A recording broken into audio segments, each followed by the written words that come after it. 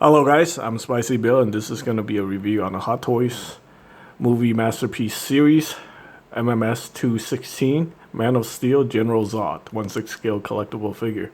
This is based on the character from the 2013 movie Man of Steel. General Zod's the main villain. He's like the Kryptonian general who wants to like rebuild Krypton on Earth because, that's his mission. Anyway, this is licensed by DC Comics, and this figure is sculpted by several artists and designed by, the Hot Toy team. Most notably, the body and armor sculpt is sculpted, designed by Kester Lee. Let's go ahead and take a look at the box real quick. I'm just going to show the name of the artist, and then you guys can pause if you want to see more about it. So there we go. Head sculpt by Lee So Young and painted by JC Hong and the rest of the team. They have a really good team of talented artists, and definitely, this is a high selling point for these products because of all the talents that they have acquired to work on these products. Here we have the UPC right there, and as always, this is recommended for ages 15 and up, and the product is made in China. All right, so we have the box. This is actually a very nice box.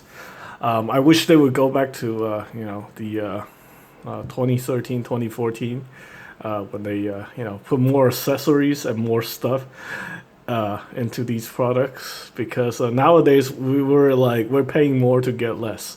So I will do a quick, quick summary about that very soon. All right, so for accessories, we got this cape, which I am not gonna mess with too much because honestly, I don't want to mess with this thing, since this thing is on consignment. You can't put the cape on this figure. It looks okay. It's not too great. It does kind of get in the way, but hey, if you want to have a cape on this figure, you should go out and get one for yourself. All right, and then we got the clip for the pillar. This thing is actually pretty simple. Let me just show you guys how to attach it real quick. We have the base here.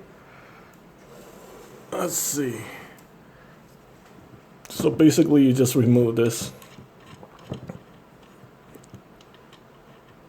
piece right there, and this thing goes on top like that.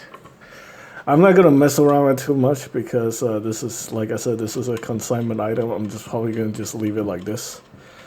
Since he can stand very well on his own, this is just allow you to put him in dynamic poses while he's flying. And as always make sure you read the instructions before you do anything with your Hot Toy figure. Here we have the interchangeable head and helmeted head, so you can swap those out. How to install the cape properly. Yeah, the cape is very long. It sits on the bottom, so that can be very problematic.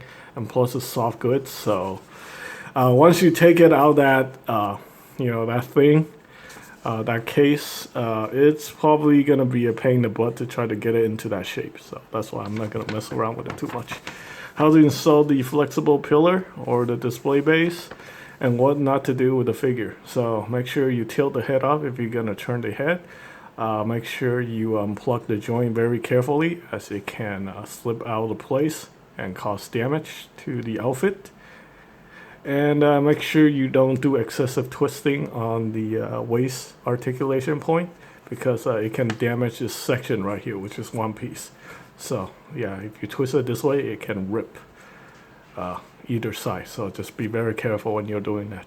Also, don't do excessive posing. Don't remove the armor. Excessive posing can damage the undersuit. So yeah, so basically that tells you this figure doesn't really have too much articulation due to the fact that it's heavily armored. And yeah, so if you're looking for something that have like a lot of articulation, this is definitely not the figure. This is definitely just, if you like to have a guy in this very awesome looking suit of armor and stuff like that. Think of it like as kind of like the Star Wars Stormtrooper. They don't have very good articulation.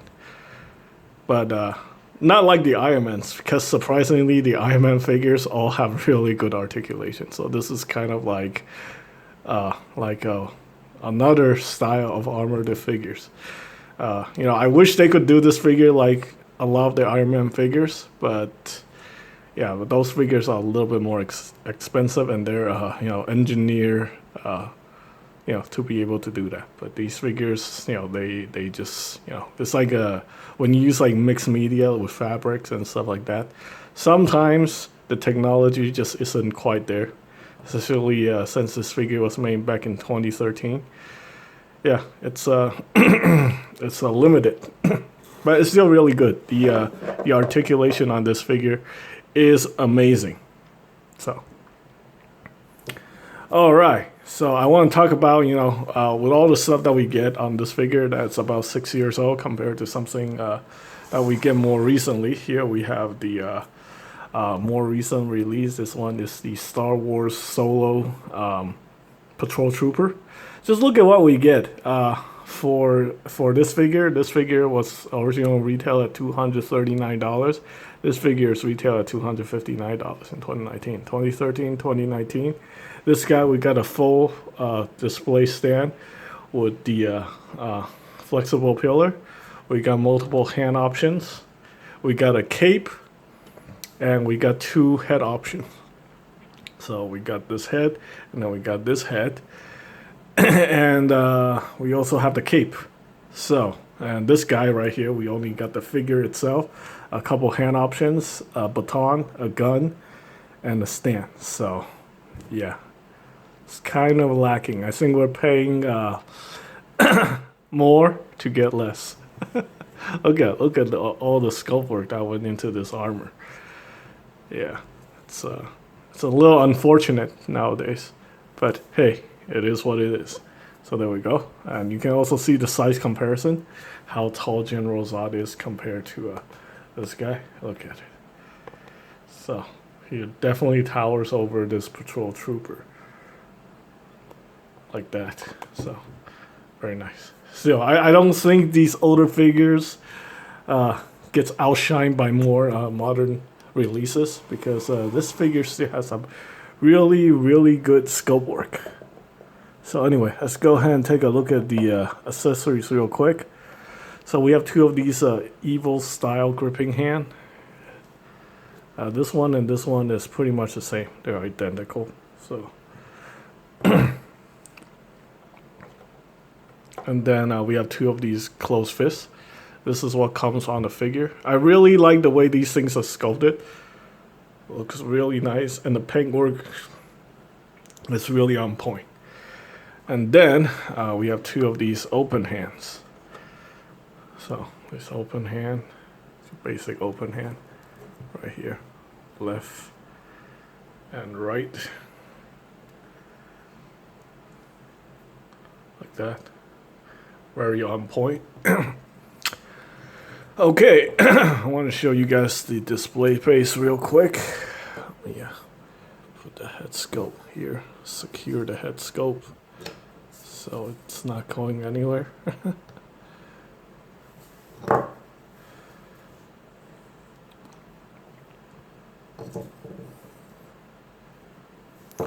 Okay, anyway, I'm a little paranoid about the head sculpt. I don't want to get damaged. Alright, so here we have the display base. We got the General Zod symbol. I don't know what it stands for. I remember actually watching the Man of Steel movie, and he said the S stand for hope. So what does this stand for? I don't know. I like this logo though. I think it's pretty cool. And then you get the emblem that says Man of Steel General Zod. Always like that. This is very nice. And on the bottom here we have the TM DC Comics S14.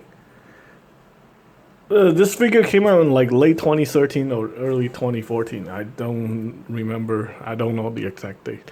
But anyway, here we go. Here's the other alternate head sculpt. This is like the Kryptonian space alien style helmet. I really like this thing. This thing is awesome. Take a look at all the detail on that. That is phenomenal. Yeah.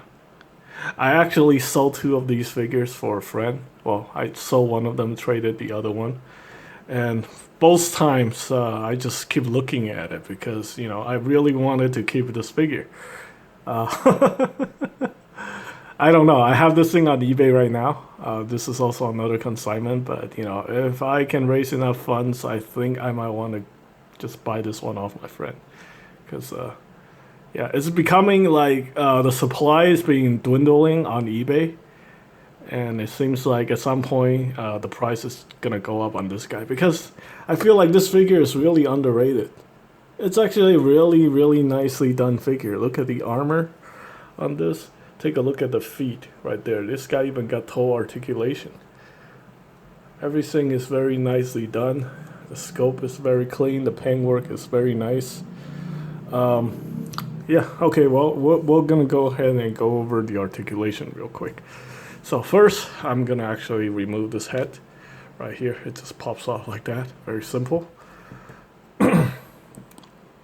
And we're gonna put on the this head sculpt right here. Gonna talk about this head sculpt a little bit because I think this one is actually pretty nicely done. I heard a lot of people say bad things about this head sculpt, but I think it's actually pretty good. Subjectively, objectively, I think there's some inaccuracies. Yeah. First off, I think the teeth doesn't look too accurate, maybe. I think the bottom row looks very accurate, but the upper row maybe doesn't look as well, as precise. I don't know where they're getting the picture, referencing picture from, but the mouth doesn't really look like the actor. Just the mouth. Maybe if they make the mouth smaller like that. But everything else is on point. I mean, I think the sculpt work is actually really good on this. I totally see a Michael Shannon in this picture, in this head sculpt. The hair is a little bit weak. I mean, especially the sides, like that. But the rest looks very nice. Yeah, I definitely dig it. Alright guys, now let's go over the articulation. I have the original head back on the figure, and let's go ahead and check this guy out. So first thing I want to talk about for the articulation real quick is changing out the arms can be a little bit tricky. Basically what you want to do is you want to hold on onto this armor, and you know, let me just show you real quick. So basically you want to pop the arm off the ball joint like that. Well, sometimes the whole arm will come off, so be very careful with that. And then yeah, you just pop the hand back onto the peg right there, like that. Like that, you pop this in, then you pop this thing back onto the arm itself. And what you want to do is you want to hold on to this armor. You just want to hold on to it very tightly, and then push this thing in there, like that. There we go. Okay, so anyway, let's go over the articulation real quick. Like I said before, he's got the toe articulation right here, which is very nice. That really helps stabilize the figure when you're standing without the stand. We have a ball joint here for the feet, so that's actually really nice. So you can rotate that. And we have double jointed knee, I believe. Yes, we have double jointed knee, although I don't recommend doing too much with this because, as the instruction says, you know, excessive use of the articulation could damage the outfit. So just be very careful with that. It is double jointed, so yeah. So there we go. The outfit seems to be able to go back to normal once you once you put it back into place. Again, the outfit does limit the articulation. We don't want to stare at his butt for too long, so the legs can kind of split. It can't do the splits at all. It can kind of move to the side like that, and then the outfit start becoming a problem. It can kind of kick forward a little bit. Yeah, basically don't expect too much articulation out the lower body. You can kind of move it back and forth, but you risk of doing some damage to this outfit. This thing looks kind of iffy to me, so Anyway, they also mentioned like don't do too much articulation for the waist because you can damage this piece right here. So just be careful of that. I think this is actually a separate piece that go into here. So I mean it's kind of floaty, but you don't want to damage like ripping these or anything like that. So yeah, this is definitely not the most well articulated figure from the series. Maybe this is why the price on this guy isn't always too hot. So anyway, the neck is on a ball joint. Looks like I don't think this guy. Well, the inner body itself has a diaphragm joint, but the armor and the outfit combination really hinders the articulation. I don't think he has a neck hinge. Yeah, he doesn't have a neck hinge, so the neck is solid. The head is on a double ball peg, so you can rotate that. But make sure you lift the head up like this when you turn before you turn the head. You don't want to have the head be looking down like that, and when you turn it, because that will cause like paint rubbing. So just be very careful of that. So you can rotate the head. Also, you want to be very careful with this piece right here. When you're rotating the head, you don't want the this piece to cut up to the head because that can cause paint rubbing on the hair too. So be very careful of that. Well, this is a high-end collectible figure, so you know high-end collectors are usually more careful with their figures considering the price point. So just be aware of that. Also, one thing I missed, the ankle armor does move. So that's actually pretty cool. Kind of like a Gundam, I guess. The shoulder armor also move independently. So you can raise the shoulder armor. That's really nice. That allow the arm to go fully perpendicular. Again, like I said, the outfit will hinder the articulation. You'll pretty much bring it back down at some point. We also have the bicep articulation. Just again, it's hindered by the armor. This rubber suit or faux, I think it's rubber, kind of mixed media, rubber and cloth material. Doesn't allow too much movement. So yeah, I wouldn't risk it too much. But it has full bicep articulation. If the suit, you know, if he has like a different material undersuit. Anyway, we also, I believe he also have double jointed elbow. Yeah, double jointed elbow. That's really nice. Again, you know, don't want to be like messing around with this material too much because it can damage the material. And the hand is on that ball hinge system. So that's that for the articulation. I think this is a very underrated piece. I think all the sculpt work and all the detail that went into this figure make this thing looks, make this an incredible piece to own. And plus, like the head sculpt, man, just take a look at that. I don't know. I'm very impressed with the head sculpt. I really like the way this guy is sculpted. Yeah. All right, so I think that is pretty much it. You know, I think this figure is still going for around $200. It's actually a little bit cheaper than these original MSRP from 2013. And if you do have a chance, I definitely recommend picking up this figure. Like I said, it's highly underrated. If you can get it for around $200, I think this figure has the potential to go up in price sometimes in the future.